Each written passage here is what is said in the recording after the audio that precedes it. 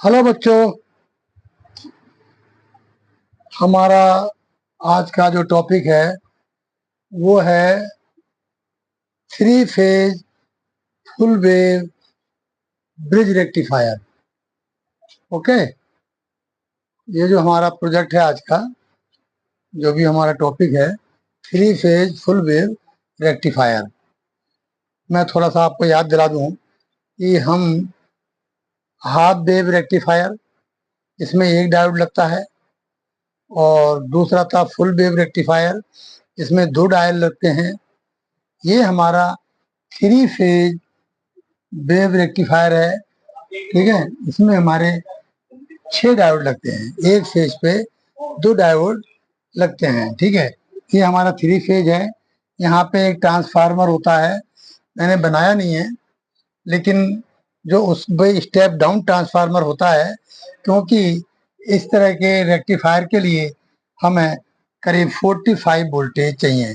Requirement तो हमारी 44 to 45 DC volt होती है, क्योंकि इस तरह के रेक्टिफायर का इस्तेमाल वहां किया जाता है जहां बहुत ज़्यादा हाई करंट, यानी कि 125, 130, 140 एम्पियर, मतलब इतने तक का जब वहां लोड होता है तो हमें थ्री फेज रेक्टिफायर की जरूरत पड़ती है। ये जो 125, 130 या 140 जो एम्पियर करंट है, ये हमारी कहाँ लगती है? ये लगती है हमारी मिग वेल्डिंग में।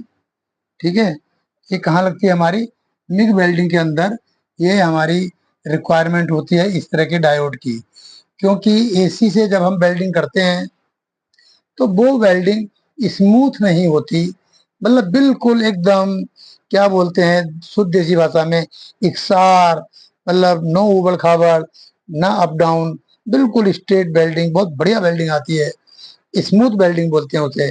वो डीसी से ही पॉसिबल है।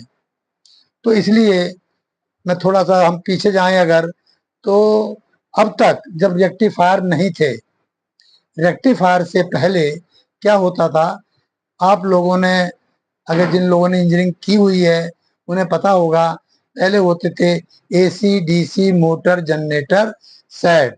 ये हमारा वेल्डिंग का सेट होता था।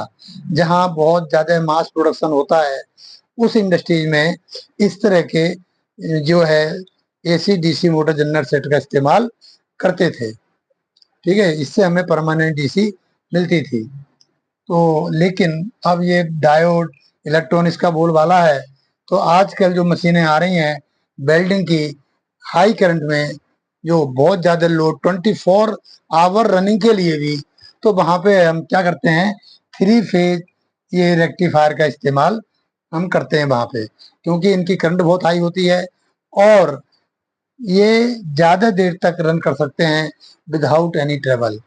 तो इसलिए इनका जानना जरूरी था। इसको हम क्या कहते हैं, बैलेंस लोड भी सर्किट बोलते हैं इसको, क्योंकि इसमें जो लोड होता है वेल्डिंग का, वो बिल्कुल बैलेंस रहता है। इसका मतलब मैं थोड़ा क्लियर कर दूं कि देखिए, जो हमारे रेक्टिफायर काम करते हैं ये सिंगल फेज पे भी काम करेंगे। इतना वोल्ट इतना एम्पियर तो सिंगल फेज से मिल जाएगा। तो फिर थ्री फेज क्यों लगा रहे हैं हम? इसके पीछे की वजह क्या है कि थ्री फेज में से एक फेज और न्यूट्रल लेके ही तो बनेगा सिंगल फेज। ठीक है, यानी कि एक फेज पे लोड ज्यादा हो गया, बाकी दो फेज पे हमारा लोड है ही नहीं। तो इसका मतलब क्या हुआ, वो जो लोड है पूरा हमारा थ्री फेज सर्किट का, वो अनबैलेंस हो गया, जिसकी वजह से कहीं से फ्यूज उड़ रहा है, कहीं एमसीबी गिर रही है, कभी कुछ हो रहा है, कभी कुछ हो रहा है। इस सब से बचने के लिए हम क्या करते हैं, हम थ्री फेज रेक्टिफायर बनाते हैं। इससे हमें कोई प्रॉब्लम नहीं होती। अब थ्री फेज रेक्टिफायर क्या होता है, हम इसके बारे में एक बार स्टडी कर लें। देखिए, बार बार मैं थ्री फेज बोल रहा हूँ तो ये तो कन्फर्म है इसमें थ्री फेज का इस्तेमाल किया गया है। तो ये देखो, यहाँ पे ट्रांसफार्मर, स्टेप डाउन ट्रांसफार्मर, जो स्टेप डाउन करके 45 वोल्ट हमने यहाँ पे ली है। ये 3 फेज हो गए हमारे, आर वाई बी। ठीक है, ये हमारे डायोड हैं 6, D1 D2 D3 D4 D5 D6। ठीक है, अगर हम ये कहें D1 D3 D5, ठीक है। ये हमारा काय का ग्रुप है। ये इधर ये जो हमारा ये है पॉजिटिव का है इधर, ठीक है। यहाँ ये D1 D3 D5 ये जो ग्रुप है तीनों का, ये पॉजिटिव पल्स का है, क्योंकि यहाँ पे हमें पॉजिटिव मिलेगा और यहाँ हमें नेगेटिव मिलेगा। कहीं ऐसा तो नहीं है आप कि सर उल्टा बता रहे हैं। मुझे पता है कि ये जो साइड है हमारी एनोड है और इधर वाली कैथोड है, ठीक है। और इसमें भी ऐसे ही ये कैथोड है, ये एनोड है। तो अगर हम एनोड को पॉजिटिव पल्स देते हैं एसी का, तो वो बन जाता है फॉरवर्ड वाइज, तो हमारी करंट ऊपर को फ्लो होगी, पॉजिटिव से नेगेटिव की तरफ हमारी करंट फ्लो करती है। पर हम इसे पॉजिटिव क्यों बोल रहे हैं जबकि तीनों नेगेटिव हैं, ठीक है। नेगेटिव मतलब कैथोड है। इसकी वजह क्या है, जब यहाँ पे पॉजिटिव पल्स आता है तो ये हमारा डायोड एक्टिव होगा, यानी कि इसमें से करंट फ्लो होगी, क्योंकि वो पॉजिटिव, ये हमारा फॉरवर्ड वाइस में डायोड काम कर रहा है, रिवर्स वाइस में किसी भी डायोड में करंट फ्लो नहीं होती। अब अगर ये पॉजिटिव है तो इसमें करंट फ्लो हो रही है, और यहाँ भी पॉजिटिव पल्स है, क्योंकि पल्स तो एक ही है, क्योंकि दो डायोड के बीच में आर वाला फेज है। तो जब यहाँ पे भी पॉजिटिव है, यहाँ भी पॉजिटिव है, तो ये हो गया हमारा रिवर्स वाइज, और ये वाला बन गया फॉरवर्ड वाइज। तो इसमें से करंट ऊपर फ्लो होगी, बट इसमें से नहीं होगी। ओके, मैं इसमें डायग्राम, ये देखिए, इधर करंट फ्लो होगी, बट नीचे को करंट फ्लो नहीं होगी। जिधर करंट फ्लो नहीं होगी वो हमारा नेगेटिव कहलाएगा, और इधर पॉजिटिव करंट फ्लो हो रही है तो यहाँ हमारा पॉजिटिव कहलाएगा, ठीक है। ये हमने लोड दिखाया है। लोड क्या है, ये ही हमारा आउटपुट है। इसके और इसके बीच में हमें आउटपुट मिलेगा, कितना मिलेगा, 45 वोल्ट से 44 वोल्ट डीसी से 45 वोल्ट डीसी तक, ये हमारा यहाँ लोड लगा हुआ है। रेजिस्टेंस, रेजिस्टेंस क्या है, ये लोड है हमारा। तो यहाँ हमें दोनों पॉइंटों पे आउटपुट मिलेगा, ठीक है। क्योंकि सारा गेम है।